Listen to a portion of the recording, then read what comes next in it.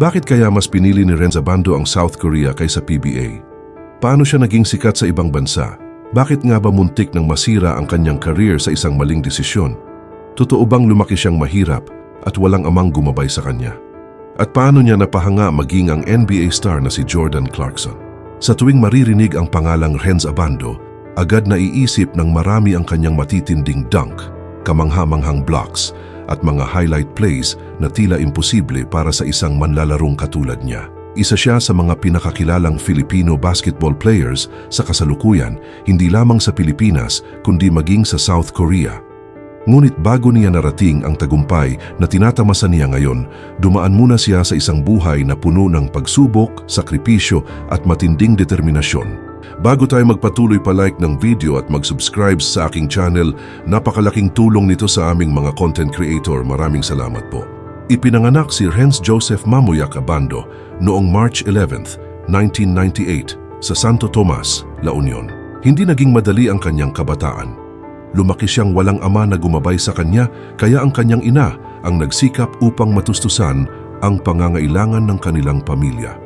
Kalaunan, napilitan itong mangibang bansa bilang OFW upang mabigyan ng mas magandang kinabukasan ang kanyang mga anak.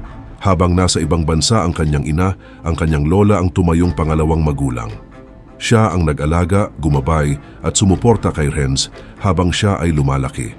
Sa kabila ng kahirapan, natutunan niyang mangarap ng malaki at magsumikap upang mabago ang takbo ng kanilang buhay. Bata pa lamang ay nahilig na siya sa basketball. Sa mga simpleng covered court sa La Union at Pangasinan, doon unti-unting nahubog ang kanyang talento. Hindi man siya ipinanganak na mayaman o may mga koneksyon sa mundo ng basketball, mayroon naman siyang isang bagay na hindi matutumbasan, ang kanyang determinasyon na magtagumpay. Nag-aral siya sa Bactad East National High School sa Urdaneta, Pangasinan, kung saan lalo pang nahasa ang kanyang kakayahan sa paglalaro. Sumali siya sa iba't ibang lokal na torneo at ligang labas upang maipakita ang kanyang talento. Habang tumatagal, napapansin na ng marami ang kanyang pambihirang athleticism at kakayahang tumalon ng mas mataas kaysa sa karamihan. Matapos ang high school, pumasok siya sa Philippine College of Science and Technology o PCST sa Calasiao, Pangasinan. Dito nagsimulang magbukas ang mas malalaking oportunidad para sa kanya. Napansin siya ng dating basketball player at coach na si Chris Calaguyo na agad nakakita ng potensyal sa kanyang laro. Dahil sa pagkakataong iyon, nakalipat siya sa University of Santo Tomas o UST at naging bahagi ng Growling Tigers. Ito ang naging simula ng kanyang pag-akyat sa mas malaking entablado ng collegiate basketball. Noong 2019, tuluyan nang sumikat si Renz Abando sa UAAP. Sa bawat larong kanyang nilalaro, ipinapakita niya ang mga nakakamanghang dunk, matitinding blocks at athletic plays na agad nagpahanga sa mga manonood. Hindi nagtagal ay nakilala siya sa bansag na Air Abando. Mabilis siyang naging isa sa mga pinaka-pinag-uusapang manlalaro sa collegiate basketball. Hindi lamang dahil sa kanyang kakayahang umiskor, kundi dahil na rin sa kanyang depensa, enerhiya at pambihirang talon na bihirang makita sa isang manlalarong may taas na 6 feet and 2 inches.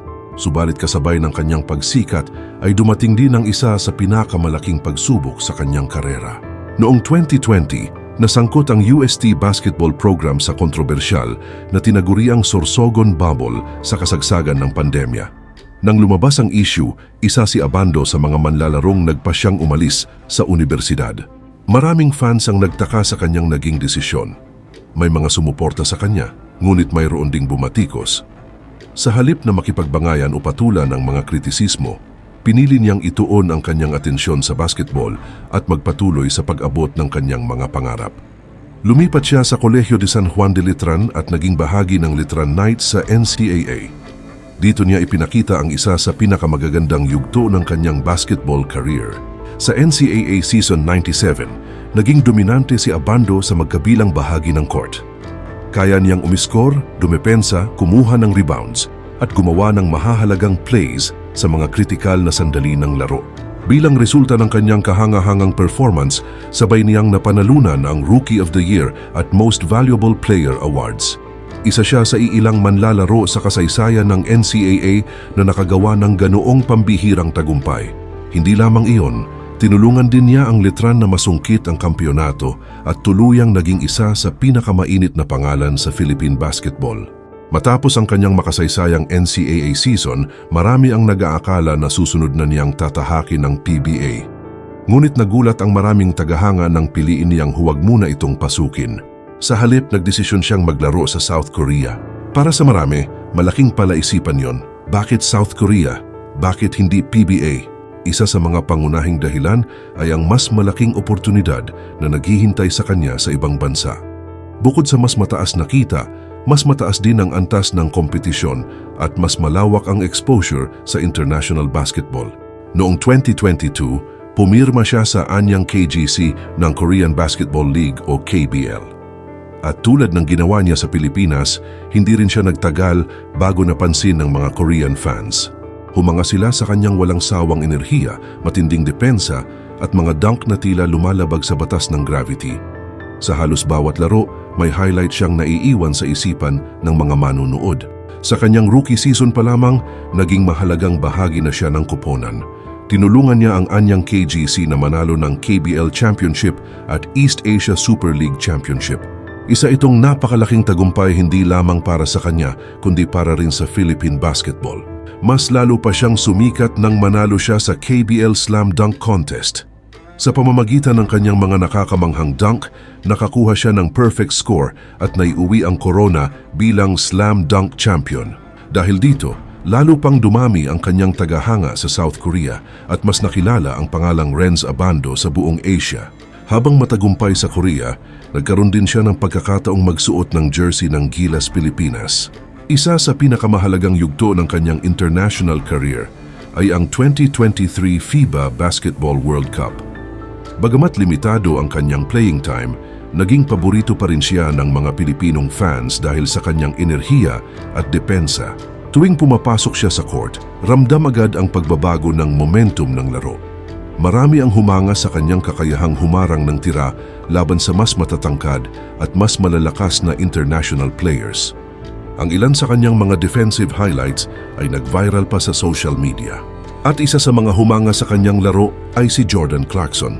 Napansin ng NBA star ang kanyang athleticism, enerhiya at walang takot na paglalaro. Para sa isang batang nagmula sa simpleng buhay sa probinsya, napakalaking karangalan ang makakuha ng respeto mula sa isang manlalarong tulad ni Clarkson. Ngunit hindi pa rito nagtatapos ang kanyang mga pagsubok. Noong December 2023, nakaranas siya ng isa sa pinakamalalang injury sa kanyang karera matapos ang isang masamang pagbagsak sa isang laro sa KBL. Nagtamo siya ng concussion at iba pang seryosong pinsala na nagdulot ng pangamba sa kanyang mga tagahanga. Marami ang nagtanong kung makababalik pa ba siya sa dati niyang porma. Ngunit muli niyang ipinakita ang kanyang tibay ng loob. Sa halip na sumuko, sumailalim siya sa mahaba at mahirap na rehabilitasyon. Araw-araw niyang nilabanan ng sakit at pagod upang muling makabalik sa court. At nang dumating ang pagkakataong iyon, pinatunayan niyang hindi kayang pigilan ng anumang pagsubok ang isang taong determinado sa kanyang pangarap.